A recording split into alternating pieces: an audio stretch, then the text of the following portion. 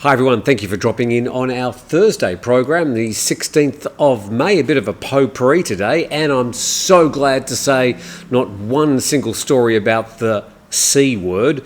Let's get on to a few quick things. And this one from the Bangkok Post Facebook page. Suvarnabhumi Airport is installing new passport control channels until June the 4th, and they're suggesting that you arrive at least 3 hours before departure. That's obviously for international flights. Domestic flights, if you get there an hour before, you're usually okay. I usually leave a little bit more time than that. Now, another quick story. We go to the streets of Bangkok and to Asok Road, where I used to spend a lot of time. And this one posted on the ASEAN Now Facebook page. And we've got the cables are coming down. Well, as you know, the BMA have been looking to try and get a lot of these unsightly black cables, communication cables, underground, and it looks like it's finally happening across parts of Bangkok, but specifically at the moment along Asok Road. And there's a lot of stuff I recall there because I used to walk up and down that road 2 or 3 times a day. In fact, there's my old condo in the background on the 17th floor there. So next time you come to Bangkok around the Sukhumvit area anyway, probably going to see fewer of those stacks of cables up in the sky. Now to the big story yesterday and the follow-up from the death of Netiporn, the 28-year-old political activist. And we go to Thai PBS World and the headline, remanded activist Tantuwan at Thammasat U Hospital for treatment of stress. And the story says political activist Tantuwan Tulanon was taken from the Corrections Department Hospital to Thammasat University Hospital yesterday afternoon to be treated for stress and depression. Apparently she deteriorated after she learned about the passing of her close friend Netiporn. And regarding other political activists detained on remand, the Corrections Department is considering separating them from other inmates. So the question needs to be asked, what consideration needs to be done to remove these political prisoners, some of them students, some of them young students, from the rest of the prison population? And a lawyer from the Thai Lawyers for Human Rights said the significance of Netiporn's death is the fact that she died whilst she was in the care of the Corrections Department. Whether she could eat or not is not important, he said, adding that according to the Criminal Procedural Code, upon death of an inmate or a detainee, it is to be presumed that they died of unnatural causes, and officials concerned could face criminal charges if they're found to have acted negligently. Now, this is the same lawyer, but reported on the Khawsod English Facebook page, despite the Corrections Department insisting earlier yesterday that Lese Majeste detainee Bung ate some porridge rice with a Thai omelette days before she died on Tuesday. Her lawyer told reporters yesterday afternoon there was no trace of food inside her stomach during today's autopsy. Now, we should also mention that he was present at the autopsy when it was conducted yesterday. And to this story, in the BangkokPost.com, Amnesty panel to mull inclusion of S112 cases. The House of Representatives Special Committee studying proposals for implementing a new political amnesty will today determine the necessity of forming a new committee to consider the offences and decide if Lese Majeste suspects should be included. And the Secretary-General of the committee said it would hold a meeting today to make a decision. Meanwhile, we go to some international coverage. This on CNN on the international edition.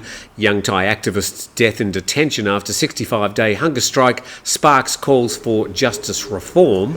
And the story then goes through quite a lot of background information, much of which we already know. But this, in the article, and the Thai Lawyers for Human Rights said since the start of those protests in July 2020 and up until March 2024, at least 1,954 people have been prosecuted or charged for their participation in political assemblies and for speaking out, with 286 of those cases involving children. At least 270 people have been charged with Lese Majeste during that time. Now, there's a lot in that article I probably shouldn't read, but I'll put a link to that article in the description of this video if you would like to read that. Quite a lot of background information about the protest movement and Bung's involvement with it. But some people who have been speaking out about it have been the Foreign Correspondents Club here in Thailand. Not known for their opinions, but in the Calcit English Facebook page yesterday, in a rare move, the FCCT has issued a statement on the death of Lèse Majesté detainee Bung, and again it goes through quite a lot of background, but this is the last paragraph. The Lèse Majesté law is a serious infringement, so they say, of the right to freedom of expression and free speech enshrined in successive Thai constitutions, preventing Thai people from having open discussions about one of the country's most important and powerful institutions. The sweeping interpretations Thai courts typically make of what constitutes royal defamation and the formidable obstacles to mounting a defence of those charges under the law make it a matter of serious concern for journalists trying to report on Thailand. That a young woman has now lost her life because of this law should be a matter of concern to everybody. And that the last paragraph of a statement from the Foreign Correspondents Club of Thailand.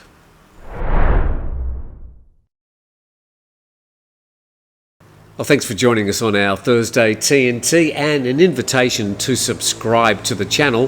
That would be much appreciated. And we were speaking about Koh Samui Airport and how the airport had recently attracted some new international flights, one from Singapore that's going to be arriving every day with Scoot Airlines, and a bit of other information I got from Mark, because we often talk about the monopoly of the Bangkok Airways and the, extortionate prices usually charged for flights from Bangkok to Koh Samui.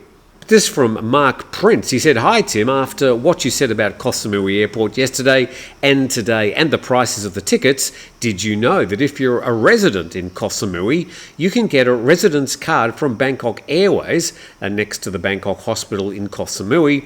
This entitles you to a 50% discount on all your flights in and out of the island. A good tip for any new residents of the island." Well, given that the prices of the flights are often 4 to 5 times what they should be for that sort of length of trip, well, at least you're making some savings. So thanks for that tip, Mark Prince. And we go to another follow-up story, and this one's covered in the Bangkok Post. This is about the death of the Korean tourist. Suspect admits to murdering Korean man.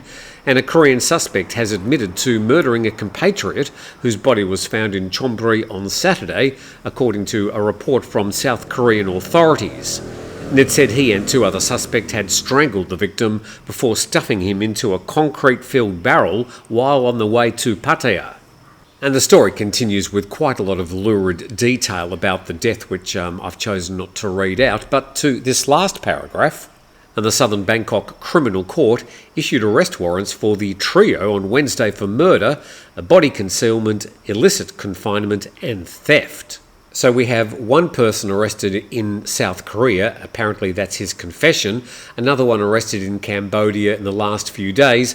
He's also being deported back to South Korea, and the one that was in Thailand apparently still on the run and believed by authorities to perhaps have crossed the Burmese border.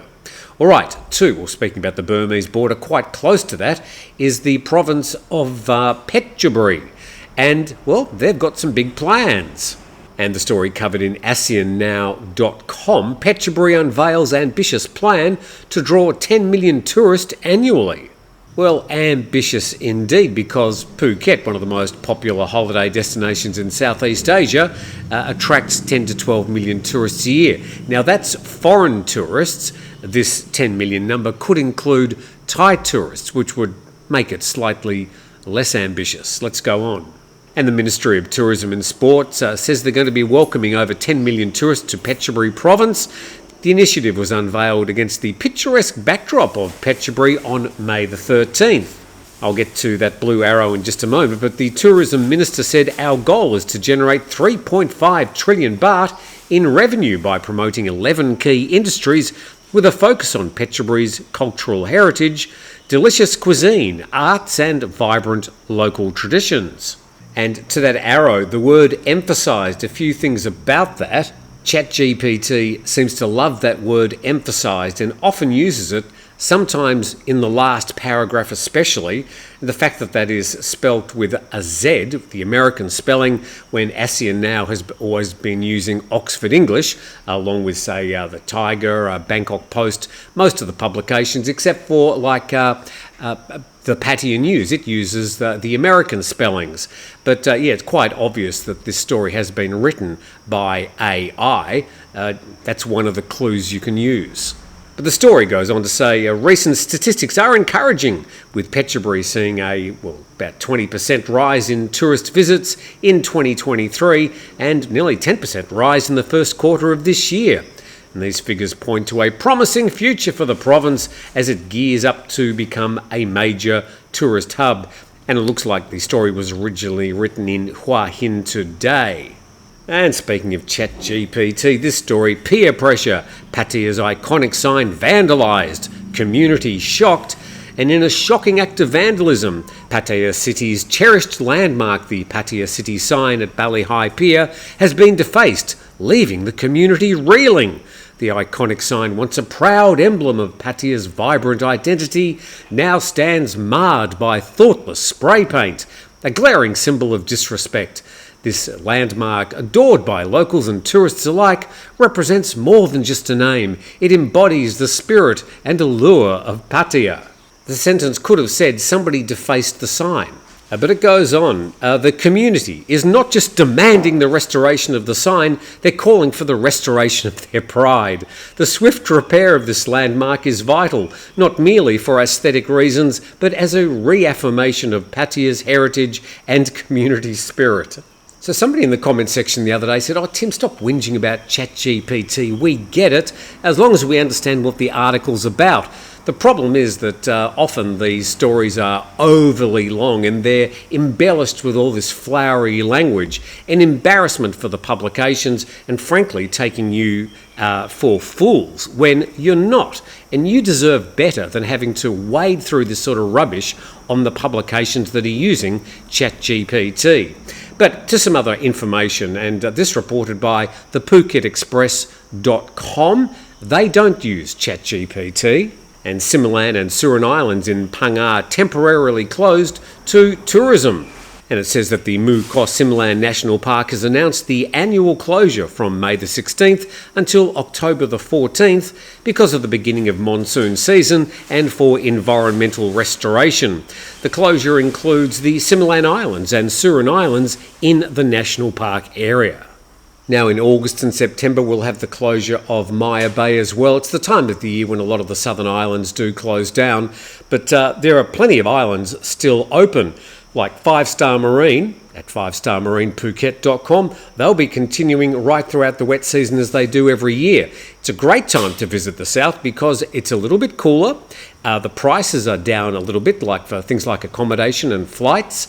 And also, you just get that little brief respite during the day. A quick shower just freshens things up. So, yeah, a lot of the islands are still open, even though some of these major ones like Similan Islands and Maya Bay may be closing for some of the time. And with that, I thank you very much for watching. Thank you for subscribing to the channel. And, well, we'll do it all again tomorrow.